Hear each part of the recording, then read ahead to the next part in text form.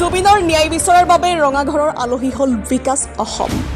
আমাৰ ল'ৰাসকলক এনেই অত্যাচাৰ কৰিছে হিমন্ত চৰকাৰে। অচিৰেই বিকাশ অসম, ৰন্তুপানী ফুকন আৰু তেওঁলোকৰ সতীৰ্থসকলক মুক্তি দিব লাগে অসম চৰকাৰে।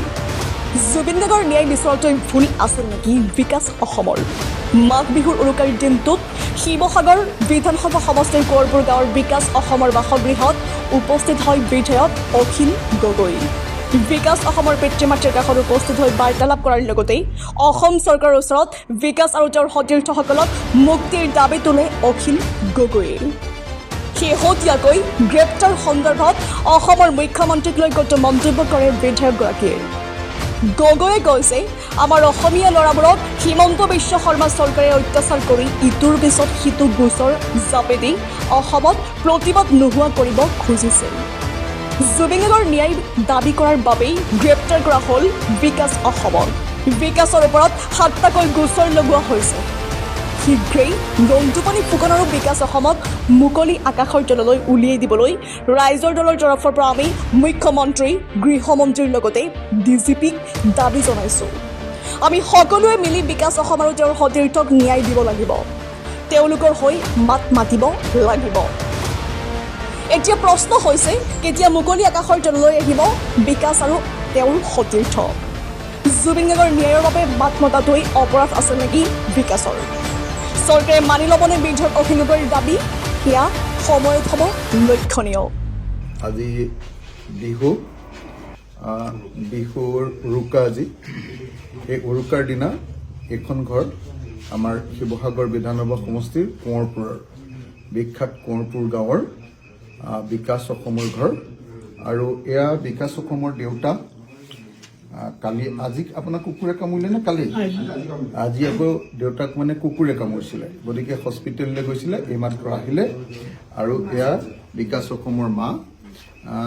মই মাক আজি মোৰ ঘৰত যেনেকৈ বিহুৰ দিনা মাক সেৱা কৰোঁ, যিহেতু বিকাশ নাই সেইকাৰণে মই বিকাশ অসমৰ মাকক অৰ্থাৎ মোৰ মাক এবাৰ সেৱা কৰিবলৈ আহিলোঁ, দেউতাকো সেৱা কৰিবলৈ আহিলোঁ। আৰু বিকাশ অসম সোনকালে মুকলি হওক। এইটো বৰ দুৰ্ভাগ্যজনক ঘটনা যে হিমন্ত বিশ্ব শৰ্মা চৰকাৰে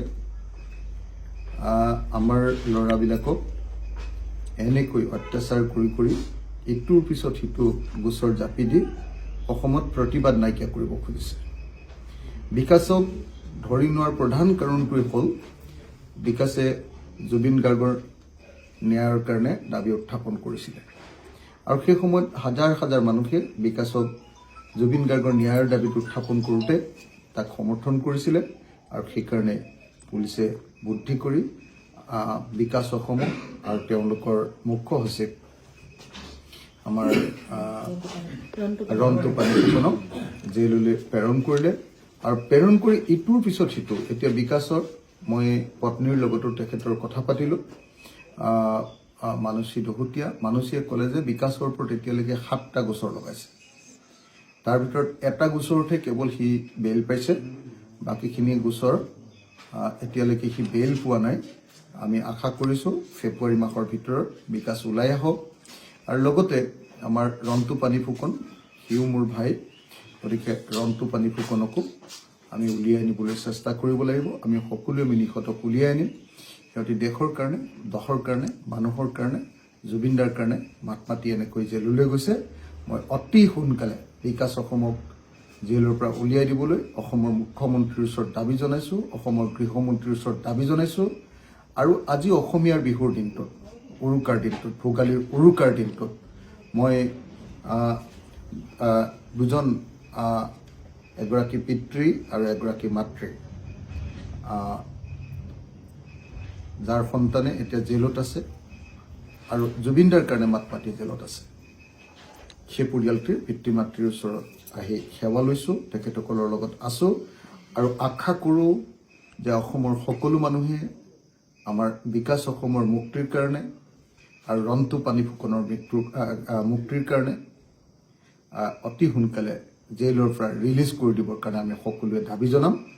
মই আকৌ এবাৰ অসমৰ মুখ্যমন্ত্ৰী তথা অসমৰ গৃহমন্ত্ৰী আৰু অসমৰ ডিজিপিক দাবী জনাইছোঁ যে আজি বিহুৰ দিনটোত দাবী জনাইছোঁ আমি ৰাইজৰ দলৰ তৰফৰ পৰা আৰু শিৱসাগৰ সমষ্টিৰ বিধায়ক হিচাপে যিহেতু মোৰ সমষ্টিৰ ভিতৰত এজন ল'ৰা কেনেকৈ জেললৈ ভৰোৱা হৈছে গতিকে অতি সোনকালে তেওঁক জেলৰ পৰা মুক্ত কৰি দিবৰ কাৰণে মই দাবী জনাইছোঁ আৰু আশা কৰিছোঁ ন্যায়ালয়ৰ পৰাও আমি অতি সোনকালে আমাৰ ভাইটোৰ কাৰণে বিকাশৰ কাৰণে আমি ন্যায় পাম দেউতাৰ নামটো কি ভদ্ৰেশ্বৰ বৰুৱা আৰু মাৰ নামটো কি লাৱণ্য বৰুৱা ভদ্ৰেশ্বৰ বৰুৱা আৰু লাৱণ্য বৰুৱাৰ সন্তান আমাৰ বিকাশ বৰুৱা বিকাশ অসম লিখে সি সাহসেৰে সৈতে অসমৰ বিভিন্ন প্ৰশ্নবিলাক উত্থাপন কৰিছিলে বিশেষকৈ বহিৰাজ্যৰ পৰা আহি অসমৰ থলুৱা মানুহৰ ওপৰত কৰা অত্যাচাৰৰ বিৰুদ্ধে সি মাত মাতে গতিকে মই আশা কৰোঁ যে অতি সোনকালে বিকাশে ন্যায় পাব আমি বিকাশক ন্যায় দিব লাগিব অসমীয়া মানুহে বিকাশক আমি জেলৰ পৰা উলিয়াই আনিব লাগিব আৰু বিকাশৰ কাৰণে সকলোৱে মাত মাতিব লাগিব জুবিনদাৰ ন্যায় কাৰণে মাত মতাৰ কাৰণে আজি বিকাশ এনেকৈ জেলত আছে গতিকে তাক আমি জেলৰ পৰা উলিয়াই আনিবই লাগিব আৰু লগতে ৰন্তু পানীকো আমি জেলৰ পৰা উলিয়াই আনিব লাগিব মই অতি সোনকালে যিমান সোনকালে পাৰোঁ আদালতৰ পৰা কেনেকৈ উলিয়াই আনিব পাৰি তাৰ কাৰণে আইনসংগত ব্যৱস্থাবিলাকো গ্ৰহণ কৰিবৰ কাৰণে চেষ্টা কৰিম নিউজ ডেস্ক ৰিপৰ্ট NDTV